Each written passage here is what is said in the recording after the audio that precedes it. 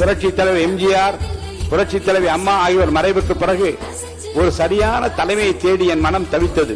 மீண்டும் ஒரு எம்ஜிஆர் நமக்கு கிடைக்க மாட்டாரா என்று என் மனம் ஏங்கியது.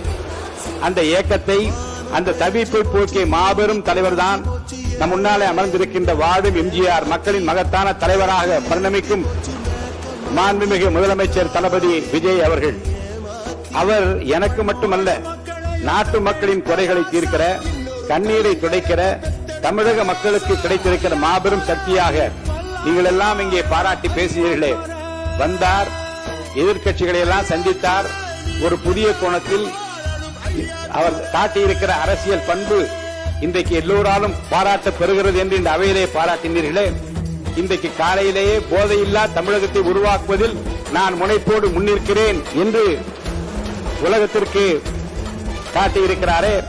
சரித்திர புகழ்மிக்க தலைவராக விளங்கும் நம்முடைய தலைவர் மாண்புமிகு முதலமைச்சர் அவர்களையும் இன்றைக்கு தமிழ்நாட்டு மக்கள் என்னை போல எம்ஜிஆராகத்தான் பார்க்கிறார்கள். Download ShareChat.